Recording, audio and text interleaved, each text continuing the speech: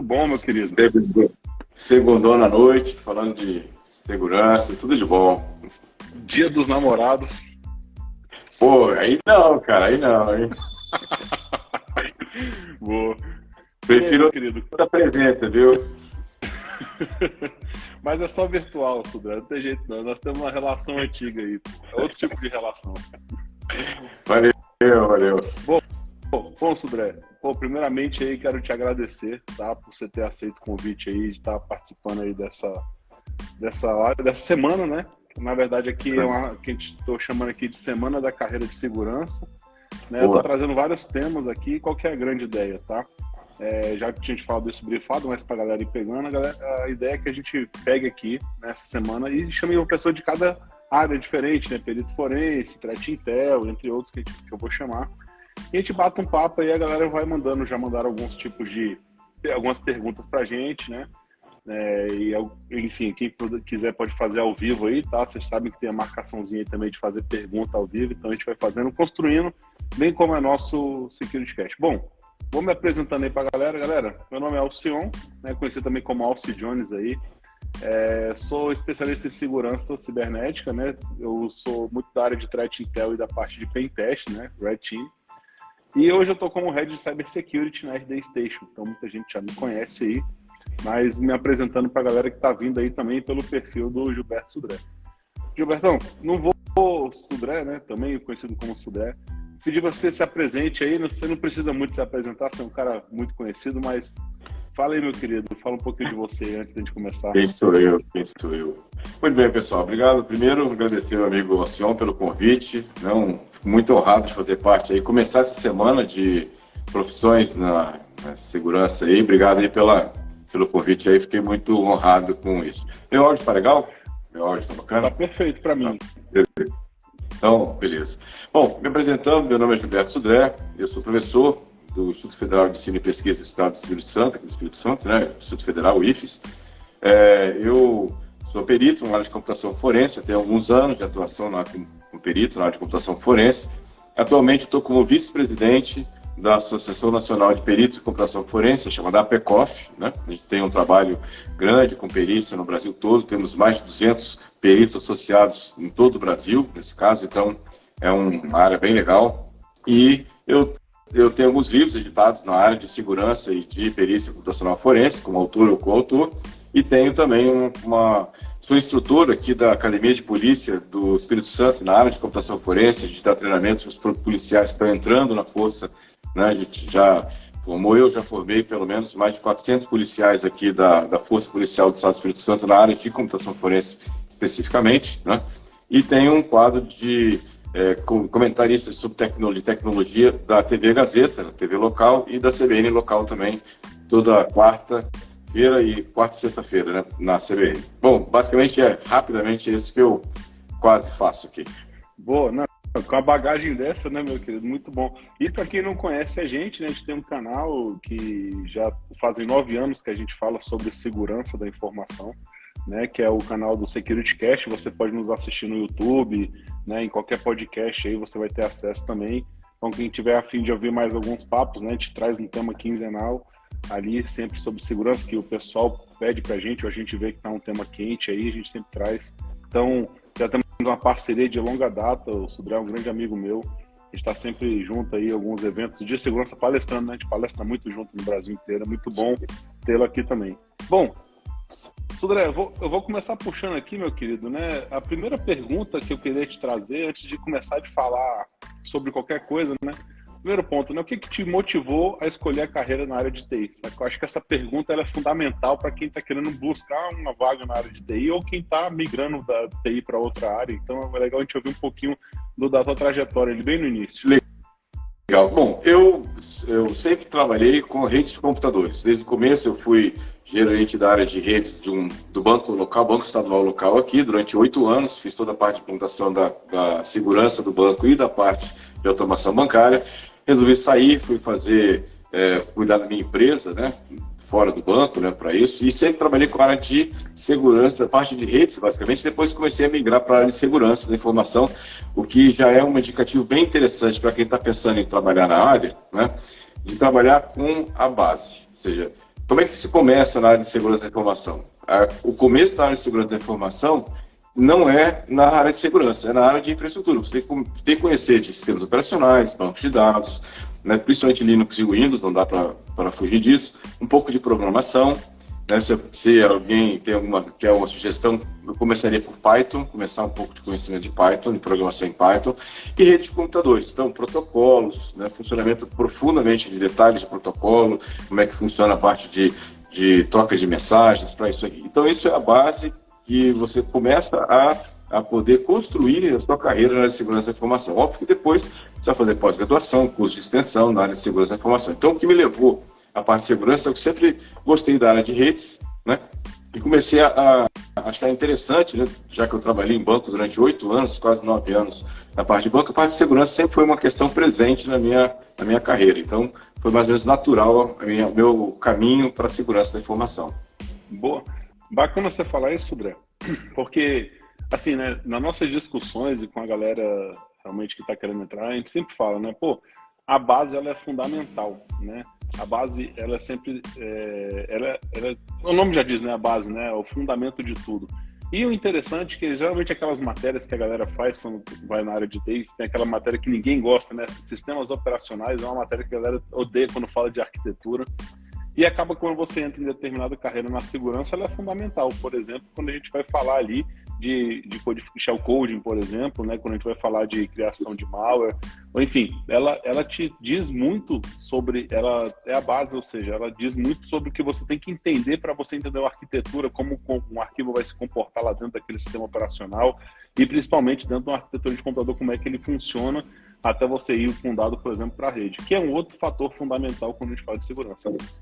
Exatamente, assim, como você, eu também dou muitas palestras para alunos, inclusive, né, e uma pergunta comum, né, é exatamente essa, como é que eu começo, né, e aí eu viro para o público, né, para os alunos, e falo assim, olha, sabe aquele professor de rede de computadores, aquele professor de arquitetura de computadores, ou de sistemas operacionais que você fica achando um cara chato pra caramba?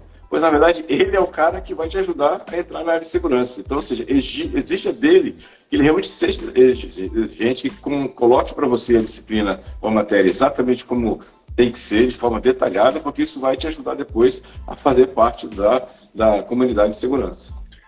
Maravilha.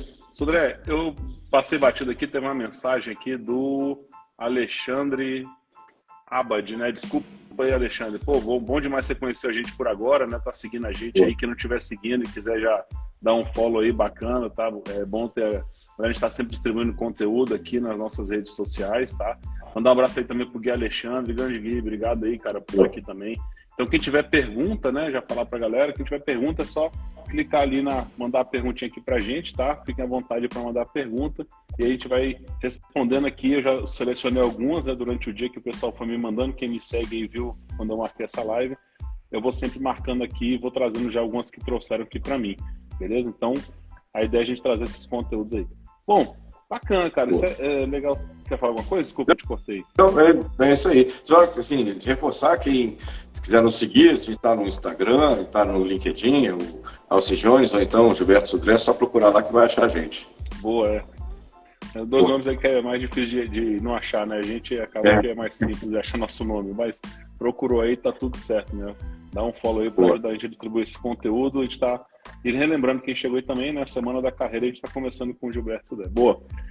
Grande Sodré. Bom, área de perito forense, né? Eu queria trazer uma ideia aqui para a galera já trazendo essa pergunta, porque foi até o tema principal dessa live, né? Porque todo mundo pergunta para mim, eu acho que para você deve ser mais ainda dada a sua função, né? Você trabalha com isso o dia inteiro. Todo mundo acha que perito forense só tem na polícia, né? Então, por isso que eu quis colocar, galera, perícia forense não é só da força policial. Eu queria que você trouxesse um pouquinho do teu dia a dia nesse trabalho. Lógico, acaba que você também dá um apoio para a galera, né? Que está ali para a polícia, né? Acaba formando muitos peritos criminais, né? Nessa área, acho que tanto na civil, federal, entre outros locais também. Mas é importante dizer como é que é a área de perito para quem não trabalha, não quero ser policial, não quero entrar para a polícia, como é que você faz no dia a dia? Beleza. Então, o perito, né, ou seja, a formação de perito em computação forense te habilita a trabalhar basicamente em 4 frentes, né? A primeira frente é essa que é da polícia, ou seja, trabalhar como um perito criminal na polícia civil, na polícia federal, né? para fazer a investigação de crimes dessa natureza. Mas tem outras 3 áreas que você pode atuar também. A primeira delas é como assistente técnico. No processo judicial, né, você tem um processo judicial que alguém está acusando alguém de alguma coisa que envolve algum tipo de prova digital. Você tem o perito oficial, que é o perito nomeado pelo juiz, né? E esse cara vai fazer a perícia oficial e vai fazer o laudo dele. Mas os advogados de acusação e defesa precisam de um apoio, né, técnico. Os advogados não conhecem tecnologia, né? Normalmente não conhecem tecnologia. Então, eles precisam ter um apoio técnico. Então, onde entra o chamado assistente técnico. São profissionais que são peritos formados com formação de perícia, que vão ajudar o advogado a fazer os quesitos, as perguntas ao perito oficial, ou então analisar o laudo do perito oficial, né? O que eu acabei de fazer agora, tem quase meia hora atrás aqui, eu estava analisando um laudo do perito oficial, fazendo perguntas que o advogado vai fazer para o perito oficial, né? Exatamente, ou seja, é um perito que conhece perícia e vai falar assim, olha, pergunta isso para o perito para exatamente ele confirmar ou negar alguma tese que está sendo discutida no processo, né, para isso. Então, segundo caso, assistente de acusação ou de defesa, né, para isso. A segunda questão é o perito oficial, se você vai se candidatar lá nas varas da justiça para atuar como perito oficial nomeado pelo juiz, tá? É a terceira opção que você pode atuar também. E a quarta opção é o chamado perito empresarial ou um detetive particular, um antigo detetive particular. Imagina, por exemplo, que uma empresa ela está suspeitando que tem uma fraude interna na empresa. E ela desconfia que alguém da área de TI está envolvido nessa fraude. Então, ela não vai chamar o pessoal da TI para investigar essa fraude, porque, na verdade, não faz sentido nenhum. Então, ela vai chamar alguém de fora para investigar esse tipo de fraude, né? E aí, ele vai chamar um perito que conheça da área de perícia, que consiga fazer uma investigação. Normalmente, ele trabalha de forma incógnita dentro da empresa, com outro nome, né?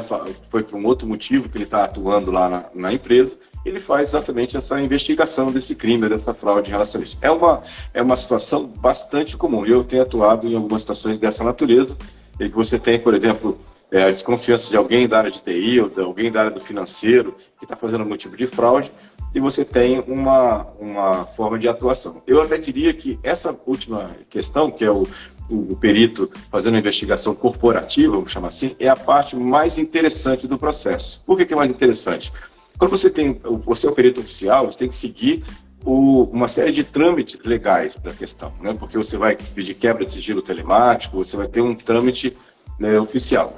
Quando você faz uma atuação de investigação dentro da empresa, o material é toda a empresa, ou seja, computador da empresa, sistema operacional da empresa, a rede da empresa, e você então tem mais liberdade de fazer ações dentro, né? Por exemplo, é ilícito você colocar um keylogger na máquina, né, da empresa, para verificar o que está acontecendo naquela máquina. Né? Ou fazer É lícito. Porque é lícito, por exemplo, a empresa abrir a caixa postal corporativa do colaborador para saber que e-mails ele está recebendo ou enviando. Né? É lícito a empresa, por exemplo, botar um capturador de tela para saber o que ele está vendo. Né? Porque o equipamento da empresa, o sistema profissional da empresa, a rede da empresa, então ele pode fazer isso. Né?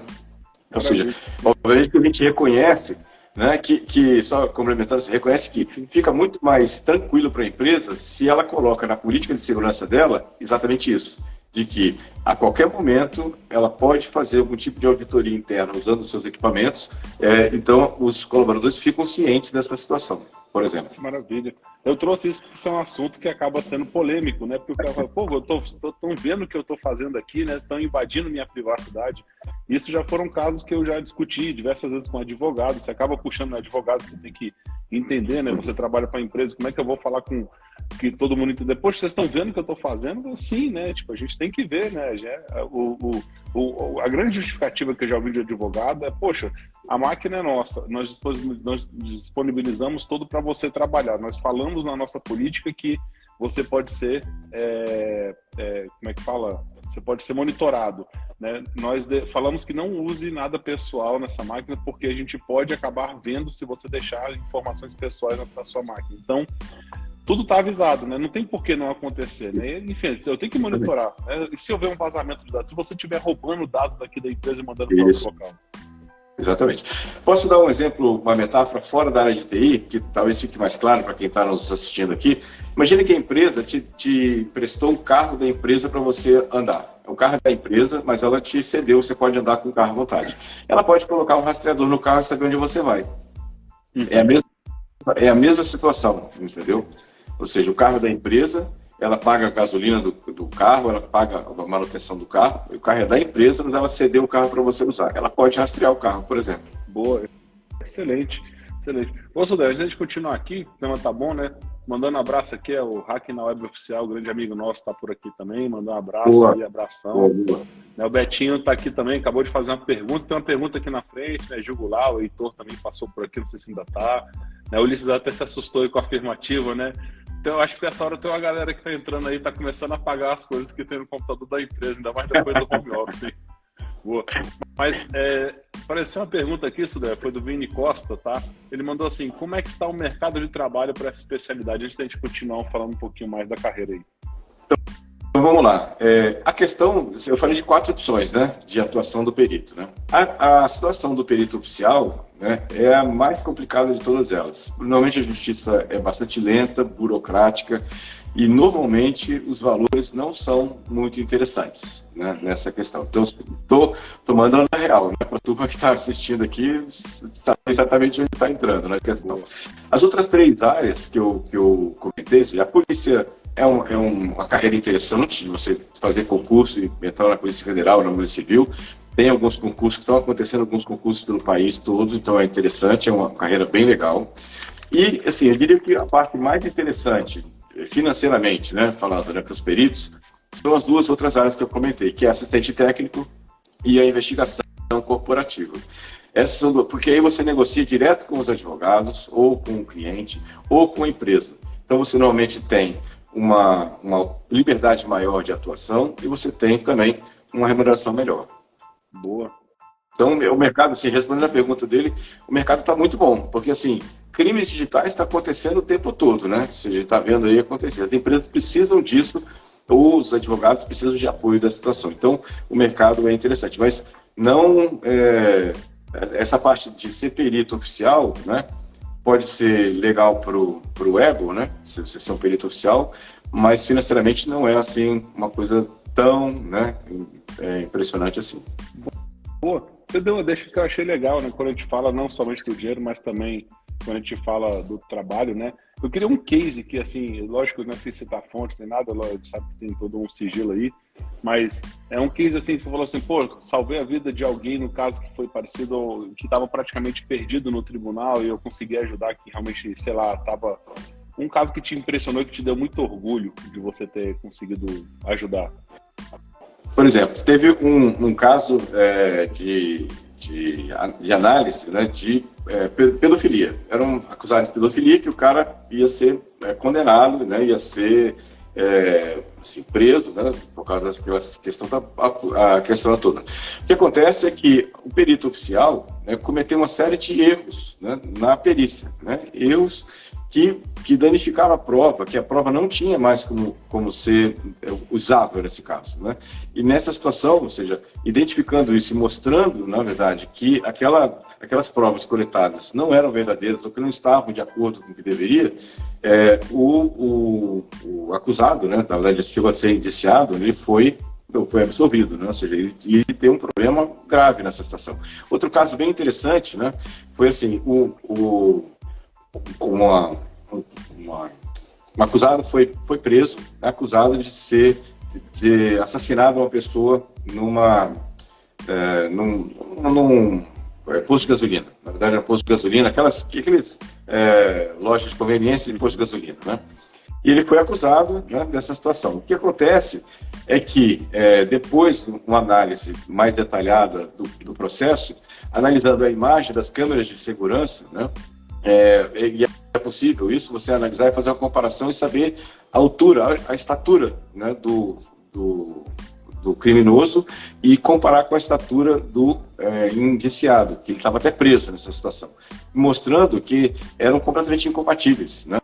O criminoso, ele tinha mais de 1,80 m, 1,80 m e alguma coisa, e o acusado que estava preso, ele tinha quase 1,70 m só, né? Ou seja, menos de 1,70 m, né? Então, ou seja, claramente, numa análise de imagem, né, você conseguiria identificar que ele não era aquela pessoa que estava ali na cena do crime, que ele também foi assim, absolvido nesse caso, né, para isso.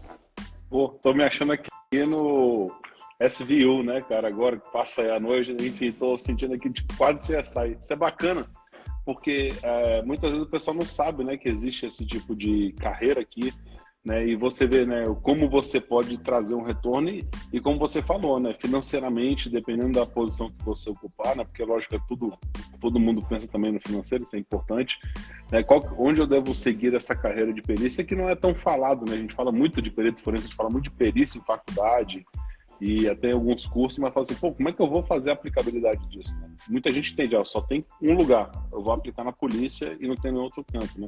E muita gente não quer ser policial, não é minha vibe, eu quero trabalhar com outras coisas. Exatamente, sim. A carreira de policial, de perito na área de polícia é bem interessante. Hoje, antigamente era mais uma situação menos formal na polícia, hoje você tem equipes que trabalham com isso, inclusive equipes especializadas. Hoje a polícia mesmo daqui tem uma equipe que trabalha só com a parte de perícia em celular, tem outra equipe que só trabalha com perícia em computadores, ou seja, inclusive o nível de especialização aumentou bastante nesse caso, porque a gente tem casos que você precisa de um conhecimento bastante profundo da área de mobile, né? Inclusive é uma das áreas mais desafiadoras hoje da área de computação forense, é a perícia em mobile, né? Porque você tem muitas versões de sistemas operacionais diferentes, cada versão tem uma técnica um pouco diferente de fazer análise. Você tem muitas versões de hardware de celulares também, que também tem técnicas um pouco diferentes de situação. Então, ou seja, é uma das áreas talvez mais desafiadoras hoje, pelo menos para mim, é a perícia na parte de mobile. E os dispositivos, né, que fazem análise mobile, que são mais abrangentes, a gente sabe que o custo é altíssimo, né? Geralmente quem tem acesso são realmente as polícias, né? Exatamente. Normalmente quem tem acesso a esse tipo de equipamento são forças policiais, né? Então, você está falando claramente do Cellebrite, que é o mais famoso de todos eles, né? Que tem um custo inicial de R$50 mil, né? Um custo inicial sem contar atualização de software, de versões, treinamento, certificação, ou seja, então é um custo anual que facilmente chega a R$100 mil, né? Facilmente, né? Então, ou seja, quem tem acesso a isso é grandes empresas de perícia ou então forças policiais que têm essa situação. Existem algumas ferramentas gratuitas, inclusive para forense em mobile, desenvolvidas por policiais, né, que a gente tem acesso também, mas, assim, são interessantes, são ferramentas muito boas, mas que, obviamente, não tem, né, talvez toda a abrangência que teria um Cellebrite, por exemplo, para isso. Mas a gente usa e dá excelentes resultados também nesse caso. Eu não sei se você tem isso aí na mão, Sodré, mas depois, se você puder passar aí pra gente os nomes, né? Se souber de cabeça ali, algum por exemplo, enfim, depois. Quem quiser procurar, chama-se Avila, com 2 L's, Forensics. Tá no GitHub, tem uma versão dele, saiu uma versão nova agora também. Ele o Avila, né? Ele é um policial civil de São Paulo, né? E ele desenvolveu todo esse aplicativo praticamente sozinho, né? A gente tem um grupo de beta tester da ferramenta dele, tem melhorado assim, constantemente em várias versões diferentes, está na versão 4.0 agora, né? Tá bem interessante. Ele basicamente tem como base de investigação Android, e agora, na última versão, já tem algumas features para a investigação de iOS também, né? Então, uma ferramenta que está bem completa, assim, ganhou alguns prêmios, inclusive, nessa situação, e a gente tem, então, uma boa solução para isso. Avila, com 2 L's, Forensics, né? Gostei desse assunto, vou entrar um pouquinho nele, né? Pô, todo mundo fala, né, que o iPhone, né, quando você deixa bloqueado, você não desbloqueia, enfim, a polícia pega, enfim, um perito vai pegar para tentar mexer, é praticamente impossível desbloquear, né? Então, eu queria que você puder falar um pouquinho dessa diferença entre iPhone e Android e depois entrar um pouquinho mais em um dos dois, explicar um pouquinho melhor qual que é a diferença entre os dois, né, quando se fala dessa perícia, quando você não consegue abrir o celular, etc. O Android, né, os aparelhos Android normalmente tem uma facilidade um pouco maior de você quebrar essa senha de bloqueio, né? Inclusive o Ávila tem algumas soluções de quebra de bloqueio para Android, né, nessa situação. Então você pode utilizar nessa questão. Não é garantido que você vai conseguir, mas você tem uma boa chance de conseguir aqui, né? Então, é legal. O que acontece é que o iOS realmente é um pouco mais complicado de você fazer isso. O Cellebrite, ele tem ele tinha, na verdade, característica de quebrar grande parte dos bloqueios de Android e de iOS. Recentemente, o Cellebrite, por motivos, aí, imagino que sejam comerciais, mas aí a gente não tem como acertar, né? Ela tirou essa função de quebra de bloqueio do aparelho Cellebrite. Hoje em dia, a Cellebrite oferece esse serviço pago. Então, você tem que mandar o celular para lá, e você diz se você quer que ele quebre a senha simplesmente, ou se você quer que ele quebre a senha e faça extração de todos os dados da questão. E aí, ele vai conseguir fazer essa extração para você. Mas também é possível de quebrar com algum grau de certeza, com o Cellebrite ou com o serviço dele, é possível quebrar. O iOS é um pouco mais difícil, é verdade, né?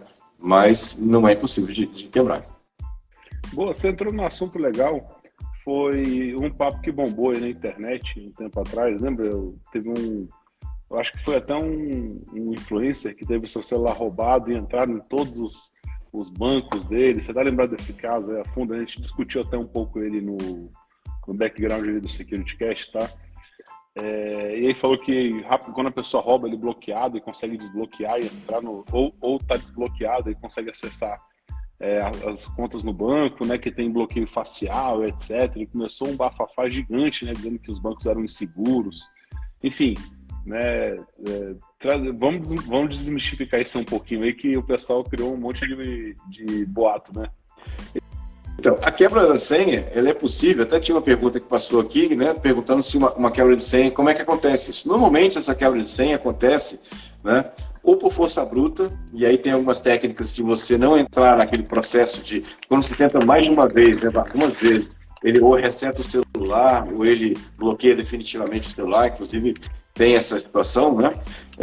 Ele tem algumas técnicas de tentativa de quebra por força bruta, mas ele não chega a fazer essa contagem de tentativas de erro, né? Ou seja, na verdade é uma técnica que ele desliga o celular antes dessa contagem, né, de senha. Então fica tentando rapidamente por muitas vezes. Outra questão de quebra é bugs, né? Zero days ou ferramentas ou quebras de senha usando algum tipo de falha de implementação. Agora mesmo a gente teve aí aquela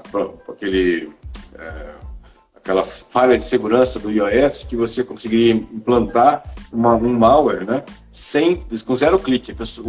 A vítima não precisaria clicar em nada, só mandar uma mensagem, por exemplo, no celular, já infectaria o celular. Então é uma falha de segurança. Então, ou seja, essas empresas, elas aprendem esse tipo de falhas de segurança e exploram essas falhas de segurança para quebrar a senha. Então, basicamente, essa é a situação.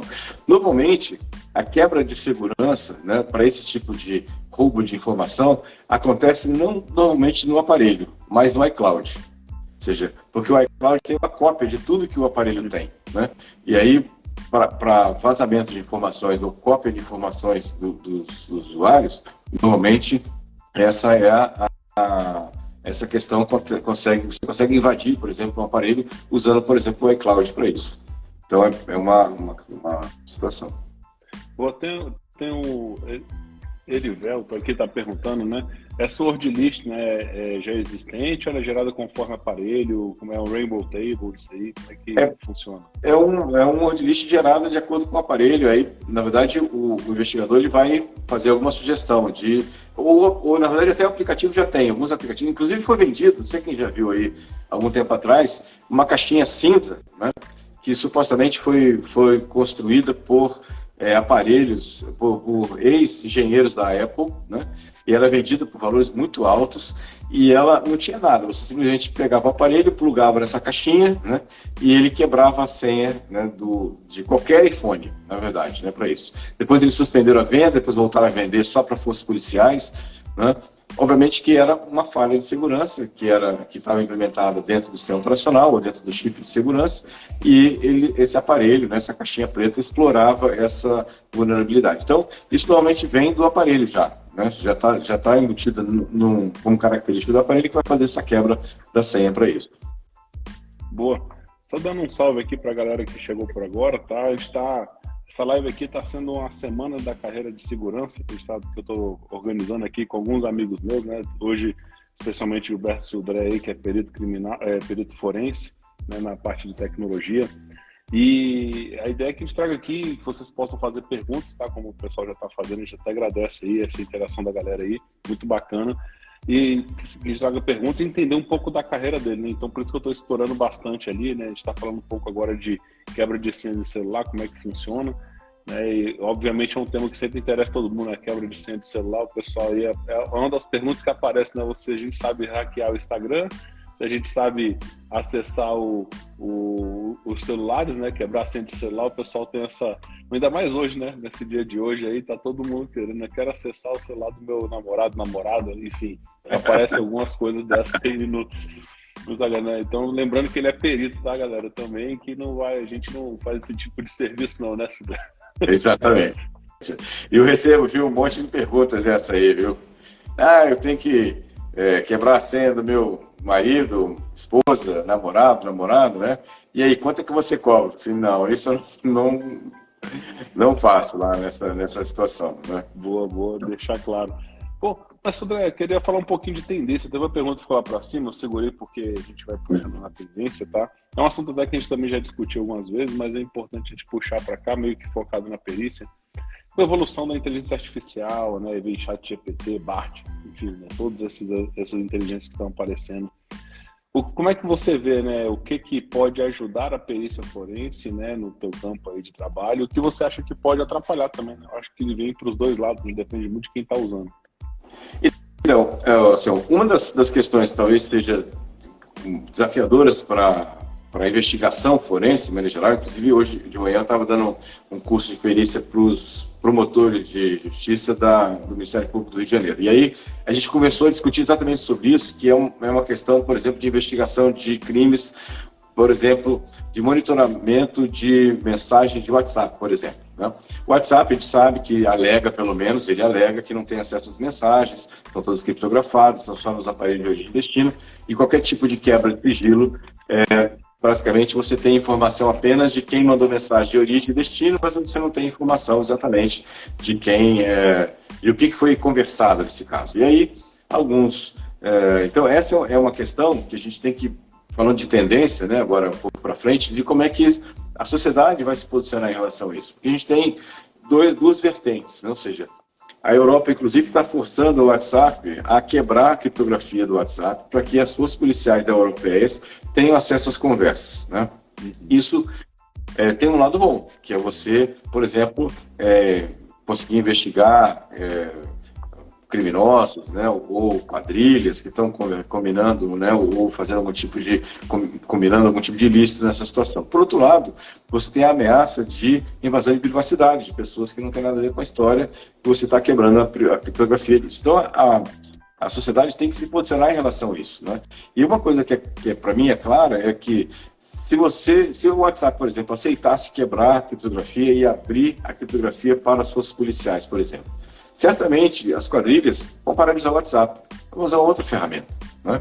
Inclusive, eu estava discutindo hoje de manhã, tem várias quadrilhas hoje, ou, né, sociedades do crime, vamos chamar assim, que tem capacidade hoje, financeira, eu digo, de fazer um aplicativo próprio, né, de criptografia. Então, uma questão que a gente vai ter que discutir ao longo do caminho para frente é exatamente como a sociedade quer se posicionar em relação a isso. Se ela, aonde ela vai atuar nessa situação, né, para isso. Uma coisa interessante, né, foi uma das bandeiras que motivou o Snowden, inclusive, né, a falar tudo que ele tinha que falar, né, de trazer à tona o que os grandes softwares, né, que eram utilizados lá pela NSA na época, né, foi trazer tudo isso à tona porque isso incomodava ele, a forma que era utilizada de forma deliberada, foi a grande bandeira que ele puxou. Porque aquilo não estava sendo utilizado mais apenas para investigação de crimes, mas ele estava bisbilhotando realmente a vida de todo mundo nessa situação, né? Então, assim, essa é uma questão que tem que ser analisada e, na verdade, a sociedade tem que discutir isso, para saber até onde ela quer, se ela quer, qual é a prioridade? Privacidade, né? Ou investigação, possibilidade de investigação de crimes nessa questão. É uma discussão que tem que ser, basicamente, a sociedade tem que discutir isso, né, nesse caso, porque você precisa ter um marco regulatório dessa questão. É a mesma coisa da inteligência artificial. A inteligência artificial está dando ferramentas tanto para o investigador quanto para a criminalidade, de desenvolver malwares, de desenvolver técnicas de ataque, nesse caso. E aí, você hoje está discutindo no Brasil, começou a se discutir no Brasil, o marco regulatório da inteligência artificial. E aí tem um ajuste muito sensível nessa questão, porque se você faz um marco regulatório extremamente restritivo, você delimita a inovação, você dificulta a inovação. E, por outro lado, se você faz um marco regulatório muito liberal, né, você, nesse caso, permite que use a inteligência artificial para coisas, ou que você não tenha a transparência necessária para a inteligência artificial atuar. Então, ou seja, isso tudo como questão de discussão, a sociedade, na verdade, tem que se posicionar em relação a isso, né? Não, eu acho fundamental, tá, Sodré? O tão perigoso, né, falando de inteligência artificial, né, eu acho que o que demonstrou o perigo que isso pode causar foram projetos descontinuados, né, que a gente até citou isso em outras lives que a gente fez aí. Além desses projetos aí de inteligência artificial, as empresas se posicionando contra a continuidade de alguns projetos, até que a gente tenha realmente o marco, porque a gente não sabe até onde vai a ética, né? Eu acho que o problema é a questão ética. Lógico que grandes empresas vão trazer ética para isso aí, mas a gente não sabe até que ponto vão trazer, né? Por isso, a gente precisa de transparência, porque a gente sabe que por trás da inteligência artificial você tem um algoritmo, e o algoritmo foi treinado de alguma forma. E aí o problema é o viés desse treinamento, né? Ou seja, como é que esse treinamento se deu, e aí você acaba dando isso para um viés, né? ou para um lado ou para o outro daquela inteligência artificial, que pode ser bastante prejudicial para um grupo. Você está para a gente imaginar que, não muito longe da agora para frente, a gente vai ter inteligência artificial auxiliando os juízes a decidir causas. Uhum. E aí eu preciso de transparência em relação a isso, para saber como é que a inteligência artificial ela sugeriu aquela solução para aquele caso especificamente. Eu preciso de transparência, preciso saber exatamente qual é o viés, né? Uhum. Porque assim, o treinamento foi feito por humanos, né? Que as pessoas, todo mundo tem um viés, né? Ou seja, não adianta dizer que todo mundo você vai ter uma solução equânime nesse caso. É muito difícil isso, né? Então, ou seja, a pluralidade do treinamento, né, da inteligência artificial vai te dar uma questão com um viés mais light, mas sempre vai ter um ou outro viés nesse caso. É só dar um exemplo, né? Você falou aí, acho que o exemplo da vida real é sempre importante. Por exemplo, você treinar um cachorro, né? Ou você treina ele para ele realmente ter alguns comandos, ou você treina ele para rinha. Então, vai depender muito da forma que foi treinado, né? E a mesma forma a inteligência artificial, né? E é um caso que está pegando na União Europeia, né? O grande motivador eles não abrem o código, né? Por motivos de sigilo e até de certa forma óbvio, né? Acho que você caiu, Sudré, não sei. Vamos ver se ele vai voltar aí. Não adiantou a pergunta. Bom, galera, quem quiser, esperando aqui ele só retornar, né? Tem uma pergunta aqui que eu vou puxar já, que foi o nosso amigo Erivelto trouxe aqui pra gente. Mas esperando aqui se o Sudré, como é que o Sudré vai voltar. Mas a gente viu que é realmente uma discussão super complicada, né? Quando a gente fala de motivação ética, né? Principalmente, e motivação da forma que é utilizada a tecnologia, né? A tecnologia ela é igual uma arma, por exemplo. Galera, ele tá me avisando que caiu só um segundinho aqui. Vou ver se eu convido ele novamente, não sei se dá certo. Deixa eu ver aqui se vai dar. Só um momento. Caiu, pronto. Aí eu vou convidá-lo novamente.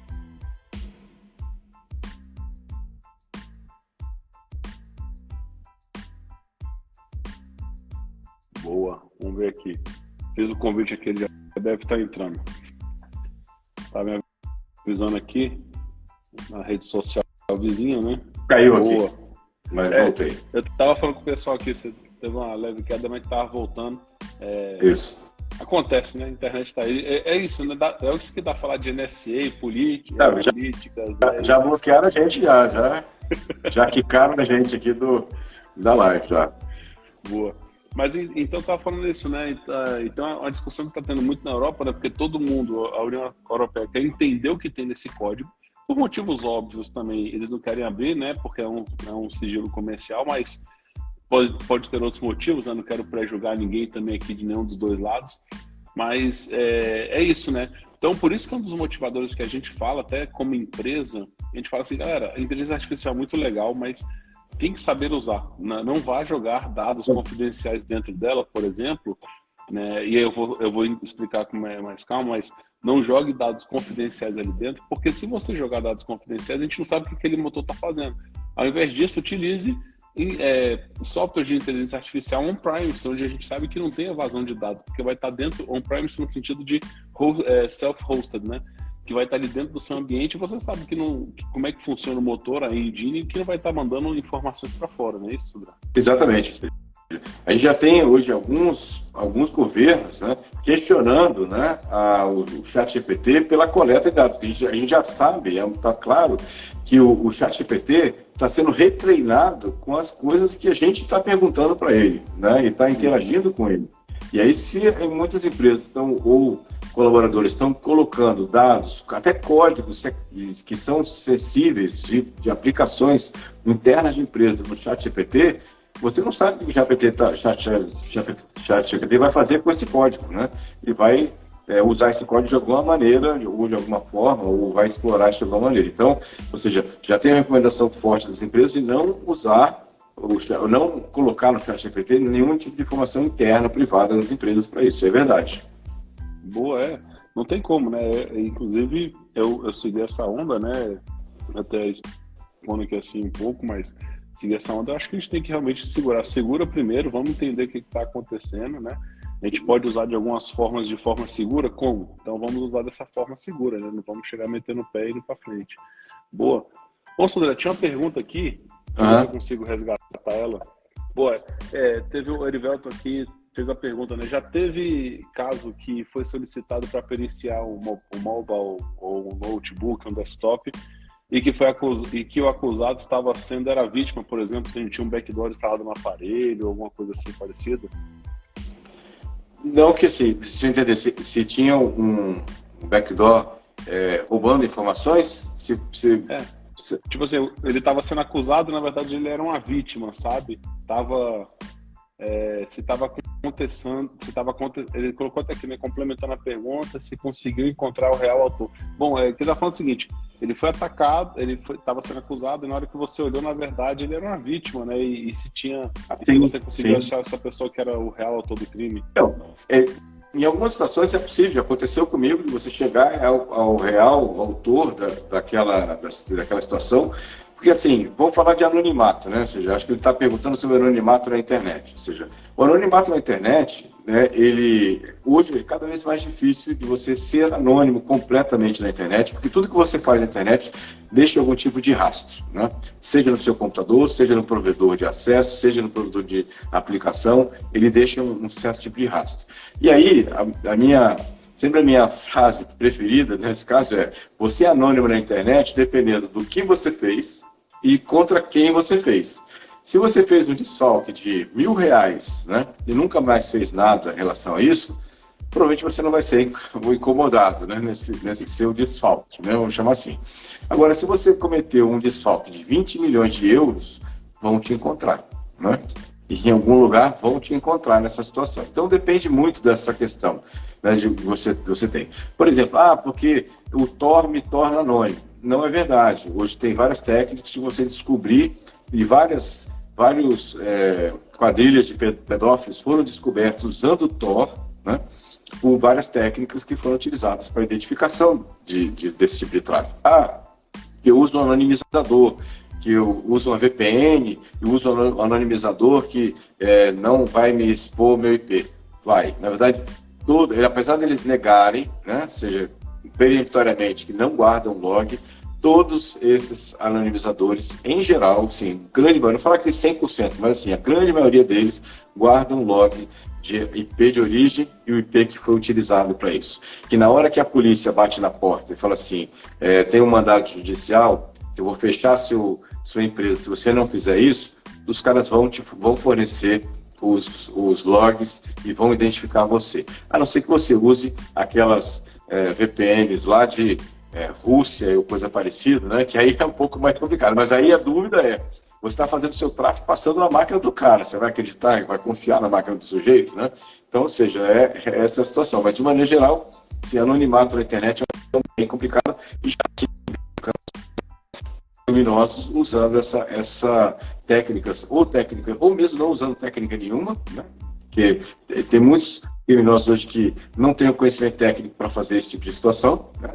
E na questão também de usar VPNs para isso. Né? Uma pergunta legal ali do Ulisses, mas pode falar. Não, só ia complementar, né? Uma coisa que a gente até brinca, né? Você tem que decidir só por quem que você vai ser espionado, né? Você vai comprar aparelhos que é dos Estados Unidos, da China, da Rússia, enfim, aí você descobre o serviço e quer falar, não, quero ser espionado por esse país aqui. Aí você compra e tá tudo certo, né? Infelizmente, é a realidade. Essa questão, só comentando aqui, essa questão de ser espionado, normalmente o golpista, né, o criminoso, né, como é que é o processo, né? Primeiro ele faz um desfalque lá de R$1.000, fala assim, deu certo, legal, gostei da técnica, funcionou. Aí ele faz um outro que ganha R$5.000, aí faz um outro que ganha 15 mil, aí um outro ganha 20 mil, e aí ele começou a incomodar, a força policial vai começar a investigar e encontra, né, Exatamente. Questão. Então, não é uma vez só, né? Não é por uma vez só que ele vai ser preso para isso. Vai depender do tamanho do seu incômodo. Se incomodar muito, eles vão atrás de você, tenho certeza. Exatamente. Boa. Né? Você falou da pergunta aqui, boa, né, do Ulisses Freitas aqui, né? E as criptos, né? Dá para rastrear ou não? Então, Ulisses, as criptos, a gente sabe que assim, as carteiras são públicas, né? Eu não sei de quem é a carteira, mas a carteira é pública. O problema, ou a questão, é que em algum momento, né, as criptos vão virar dinheiro, né? Vão ser convertidas em dinheiro, né? E esse é o momento que as forças policiais têm como fazer o rastreamento. Mesmo na situação a gente tem hoje locais de lavagem de dinheiro de cripto. Né? O que é a lavagem de dinheiro de cripto? O criminoso ele tem lá um montante grande de cripto que ele precisa lavar aquele dinheiro. Então ele entrega isso para algumas entidades na internet, que pega aquele montante em cripto, pulveriza aquilo em milhares de transações, passando por milhares de carteiras diferentes, né, para poder meio que dificultar o rastreamento disso. Só que as forças policiais também têm ferramentas dessa natureza de rastreamento desse tipo de transação. Então, ou seja, é certeza que vai rastrear com isso? Não tem certeza, mas é possível rastrear em um grande grau. É possível rastrear, sim, em cripto hoje em dia. Boa. Voltando um pouco na parte do Tor ali, né, antes de a gente continuar até em cripto ou ir para outro assunto, teve um tempo que saiu estatística, não sei se é verdade, né, mas que 70% das máquinas que estão na rede Tor é para o pessoal que está exatamente monitorando. Né? Porque o grande lance da rede Tor é que se você tiver um nó só deles, né, você não consegue identificar, porque sabe onde ele entrou, por onde ele passou, onde está saindo, só isso. Né? Agora, se você tiver o primeiro e o último nó, né, onde esse host passou, e aí tem um dado estatístico que saiu que 70% dessas máquinas Tor que estavam rodando no mundo eram máquinas americanas, norte-americanas, inclusive. Isso. Então, ou seja, no caso da rede Tor, você tem algumas formas de rastreamento. Tem um método interno do tráfego que você faz dentro do próprio tráfego da rede Tor. Tem técnicas que você, como você comentou, vários nós da rede Tor são nós comprometidos, né? Ou seja, que tem um controle de uma força policial, nesse caso. E tem eu tenho um paper bem interessante do pesquisador americano, que ele provou tecnicamente que se eu tiver uma capacidade computacional potente, né? Conseguindo, a gente conhece os nós de entrada da rede Tor e conhece grande parte dos nós de saída da rede Tor. Se eu monitorar esses nós de entrada e saída, eu tiver um poder computacional razoável, que talvez os governos tenham, eu consigo fazer uma análise estatística e identificar que aquela entrada tem a ver com aquela saída. E eu identifiquei quem é aquele alvo, né? Ou aquele tráfego especificamente. Então, ou seja, tem várias técnicas, né? Eu falei de algumas aqui, de identificação de reditório. Então, de novo, a Redditor é uma rede interessante? Sim, é uma rede interessante. Vai te garantir 100% de anonimato? Não vai. Não vai fazer isso. Lembrando que a gente tem, inclusive, uma live do próprio SecurityCast, né? Do Grinch, há algum tempo. Se você procurar lá no YouTube SecurityCast, lá do @SecCast oficial, né? SecCast, tem lá do Grinch uma ferramenta que ele até desenvolveu para aumentar a segurança da Redditor, né? Para isso. Está lá no nosso SecurityCast, lembrando disso. Boa, ele fez para várias coisas, né? Para aumentar a segurança na Redditor e para aumentar a velocidade de download, né? Que ele faz o multicast na Redditor e acaba que a velocidade de download fica altíssima, que é uma das reclamações para quem está navegando. Exatamente. Realmente fantástico. Eu nem sei como é que está o desenvolvimento dela. Faz um tempo que eu não falo com ele, até eu vejo no Instagram de vez em quando, mas eu não falo com ele. Vou até chamar ele para o bate-papo depois. Legal. Sim. Ele procura lá no nosso canal, tem lá falando sobre essa ferramenta que ele desenvolveu. Boa. Bom, eu vou puxar mais uma pergunta aqui, tá? Eu queria entender um pouco assim, como é que é essa carga de trabalho do dia a dia, né? Se é uma carga pesada, como é que ela funciona, a questão de prazos, né? Porque a gente está falando às vezes com justiça, né? Que você falou, a justiça é lenta, mas às vezes os prazos são curtos, né? Depende de que lado que a gente está falando, que ele é lento, né? Prazo é uma questão complicada, realmente. Normalmente você tem prazos bastante apertados para poder fazer a investigação. Cada investigação normalmente tem características próprias, então envolve muita pesquisa e estudo que você tem que fazer, e laboratório para fazer essa questão, né? Você tem que ter o seu laboratório montado, então eu tenho o meu laboratório em casa montado com uma série de ferramentas já instaladas, prontas para utilização, para você já queimar algumas etapas dessa situação. Então, prazo é uma questão realmente que tem um impacto no trabalho do perito, e tem muita pesquisa, muito estudo e muita pesquisa, porque cada caso envolve questões diferentes. Por exemplo, né, peguei um caso de um colaborador, né, de uma empresa, foi dado a ele um computador da empresa para ser utilizado. Ele pegou esse computador, né, que tinha dados importantes da empresa ali, criptografou o HD, né, colocou uma senha, né, associada a um e-mail pessoal dele, né, ele foi demitido e ele não deu a senha para a empresa.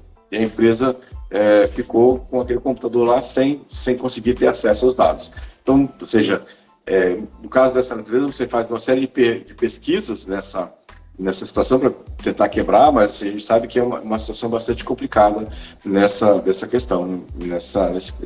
Vazamento de dados, já peguei alguns casos de vazamento de dados que a gente consegue provar qual foi o colaborador que vazou os dados, que estava usando os dados nessa situação. Ou através de pendrive, ou através de um HD externo. Eu já consegui, em alguns casos, provar que quem tinha vazado o dado, né, nesse caso. Pô, maravilha.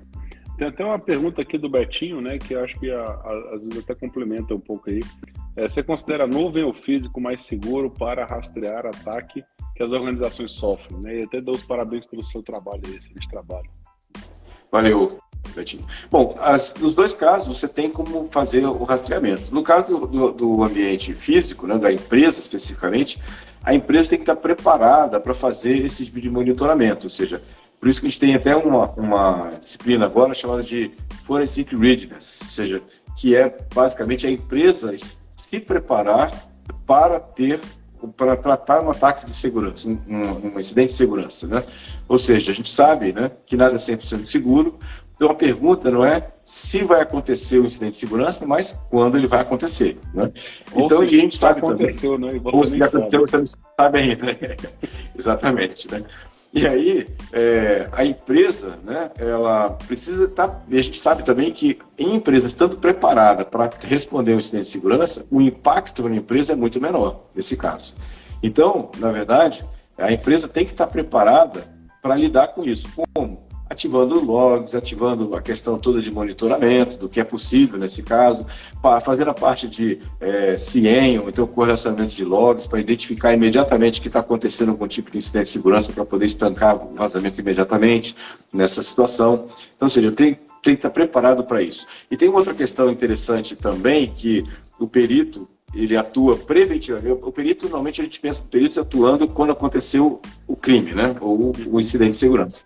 Na verdade, o perito ele tem um papel hoje de prevenção também. É que exatamente essa situação, de auxiliar as empresas a estarem preparadas, né, na sua infraestrutura para a resposta a incidente de segurança. Porque, vou imaginar o seguinte, hoje, um incidente de segurança, ele tem o problema do vazamento de dados ou da perda de dados, mas tem um outro problema que é vou chamar assim, um efeito colateral do vazamento, né? Que é a empresa ser processada pelo vazamento. E ela tem que se defender do vazamento, né?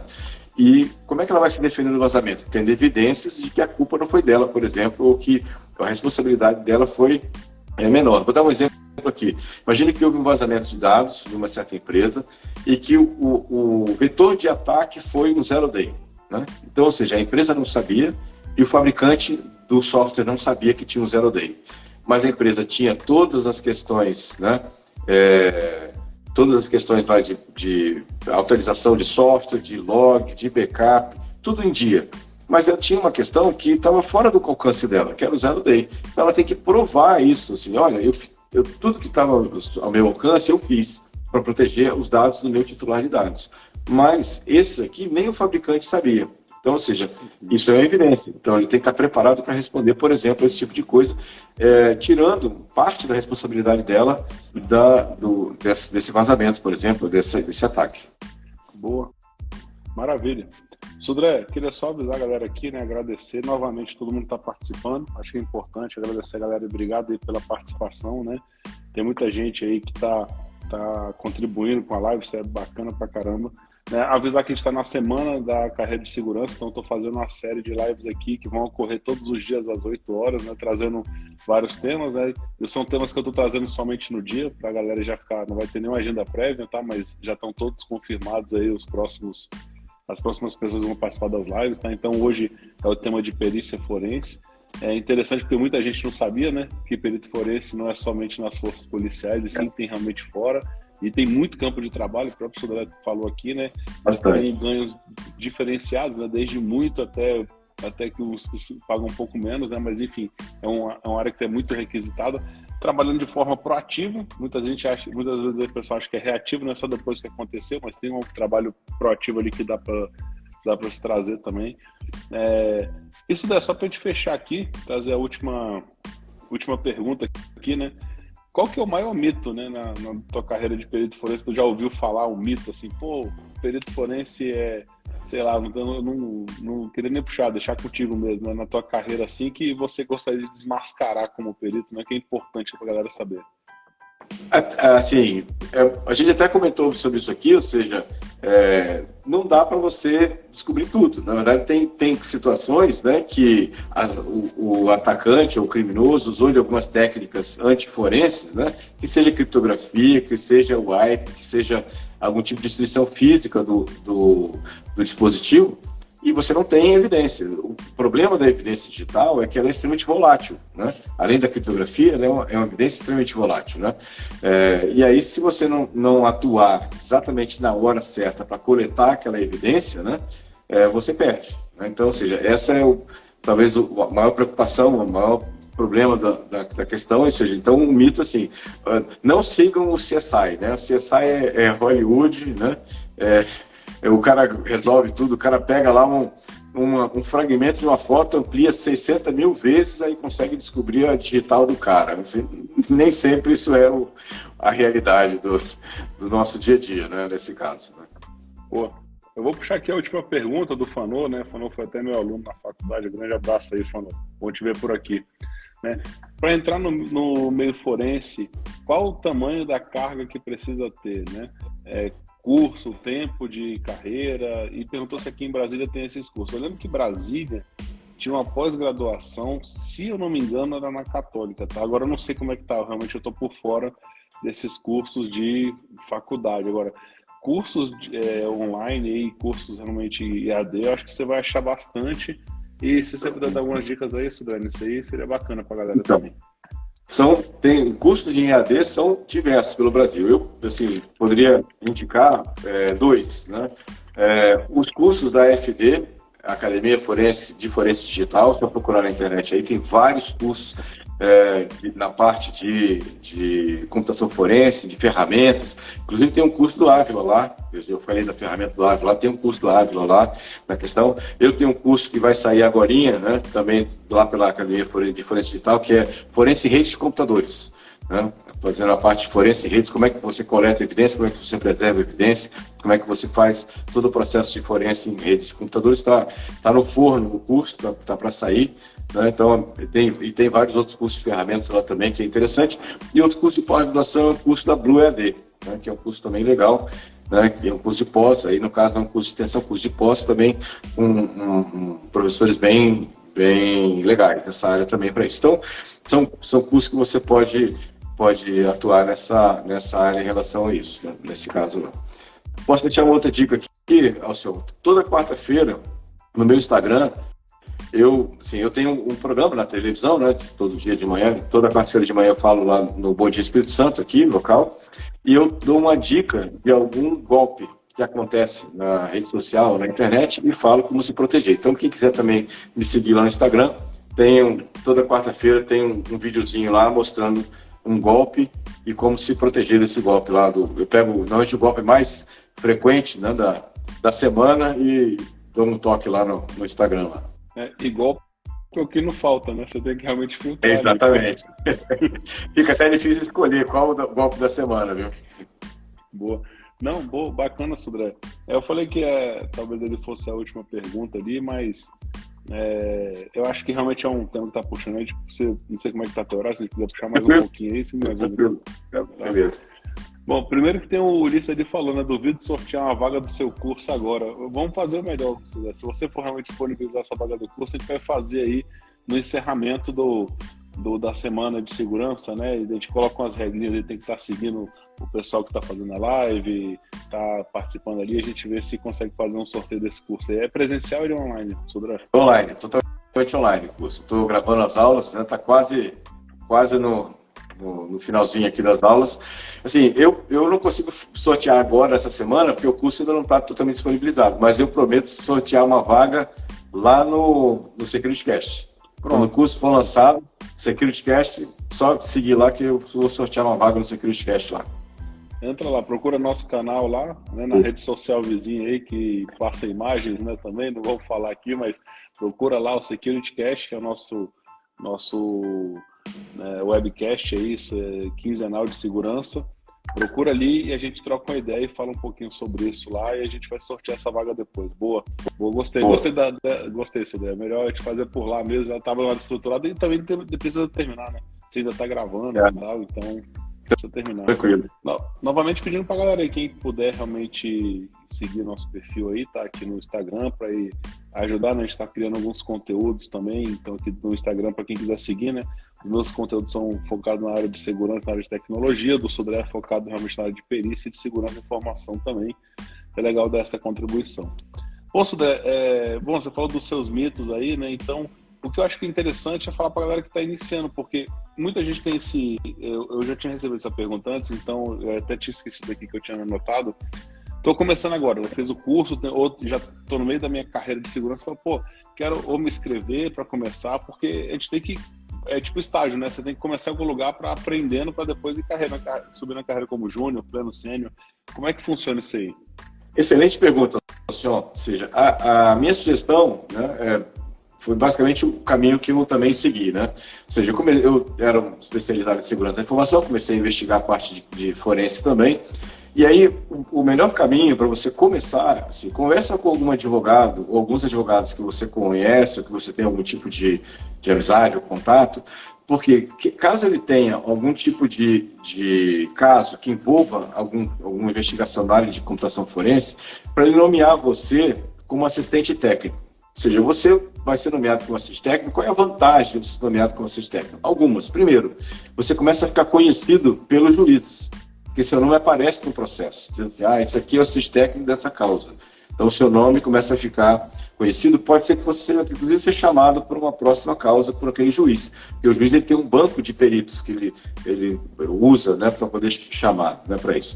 A outra questão importante é que você vai ser assistente técnico. Então, como você é assistente técnico daquela causa, você vai ter acesso ao laudo pericial do perito oficial.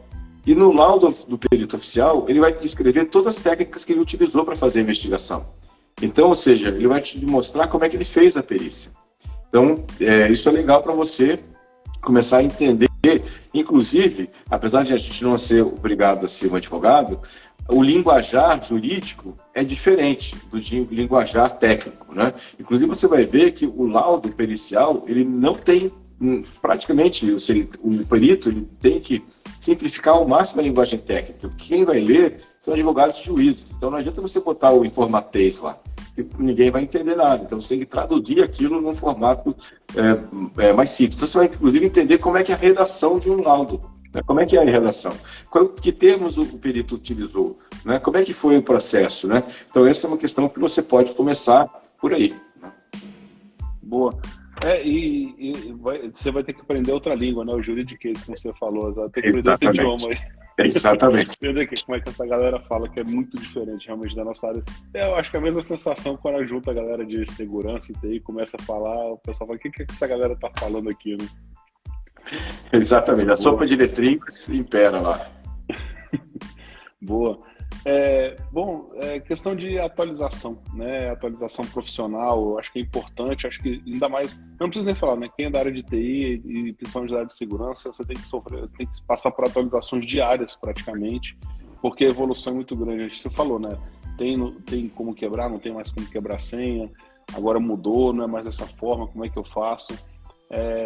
Tem algumas dicas aí para a galera se manter atualizado?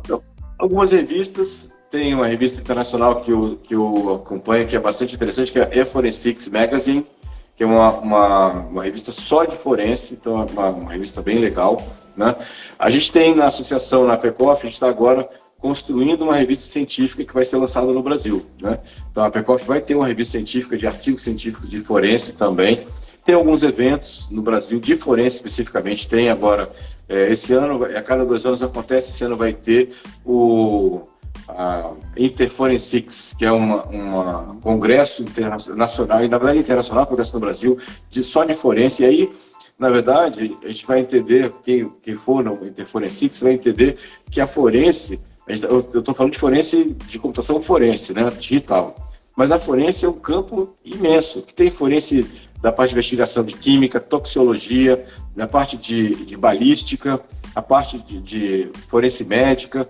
Então, o congresso é um congresso assim, que te abre um pouco também de conhecimento de saber que as outras áreas que você tem na computação forense, né? Ou seja, na verdade, na investigação forense, né? Para isso. Né? Tem a papiloscopia, tem uma série de questões, né? nessa natureza. Então, é bem legal também. Tem congressos que falam só sobre forense para isso. Fantástico. E pra gente realmente agora, eu prometo que a gente está encerrando, tá, Sudré? Sei que você tem seus afazeres ali também, mas eu acho que a gente tinha que puxar assim, em toda a carreira, né, toda a profissão, a gente tem aqui os hard skills e soft skills, todo mundo conhece, né, como é que a gente tem que passar ali. Então eu queria saber quais são essas habilidades, né, que o perito criminal, né, o perito forense, na verdade, tem que ter para ser bem sucedido, né, nessa área, sabe? Você fala assim, pô, essa pessoa tem que ser boa nisso, nesse campo. Eu sei que a gente passou por vários, né? Mas acho que tem alguns pontos principais ali que eles são fundamentais para que você deslanche, né? Em relação ao hard skill, normalmente a técnica, né? Você conhecer a base, conhecer a técnica, até já comentou sobre isso aqui, redes, sistemas operacionais, leitura de computadores, ser bastante detalhista, porque muitas vezes a solução de um caso está num detalhe que você deixou passar, o que você observou. Então, nesse caso, detalhista é uma questão importante nessa situação. Parte de pesquisa, né, no hard skill é uma questão importante também. No caso de hard skill, de soft skill, é paciência, porque muitas vezes lidar com o ambiente jurídico não é uma questão trivial. Você tem que ter paciência, né, para não gastar seu réu primário logo no primeiro caso, né? Então tem que ter muita paciência nessa situação, né? Nesse caso. E assim, lidar, muitas vezes você está falando com advogados, com juízes que não conhecem da área de tecnologia. Então você tem que ter um pouco aquela questão meio que professoral mesmo, né? Você conseguir explicar uma certa situação de forma fácil, simples, para que a pessoa entenda o que você está falando, né? Porque a gente sabe que TI não é uma questão simples de entender, porque tem muitos conceitos que são muito novos para as pessoas não têm nem ideia da questão, né? E aí você fala de criptografia, o cara não sabe, né? Não tem a noção do que é, né? Essa questão fala sobre esteganografia, né? O cara não tem ideia de que pode esconder um texto dentro de uma imagem, né? Então, dessa situação. Então, também no caso do soft skill, é você ter um pouco dessa questão de conseguir explicar de forma simples, né? Uma questão que nem sempre é tão simples assim. Maravilha. Bom, Sodré, avisar aqui o pessoal, né? Então, nós estamos na semana de carreira de segurança. Hoje falamos com o Gilberto Sodré, cara, perito forense, cara fantástico. Muito obrigado mesmo aí pela participação, Sodré. Sua contribuição, como sempre, né? Sem palavras para agradecer. Obrigado novamente por isso. E se você quiser deixar alguma palavra final para a galera aí, que pensa aí, antes de a gente encerrar, cara, fica à vontade, o tempo é seu.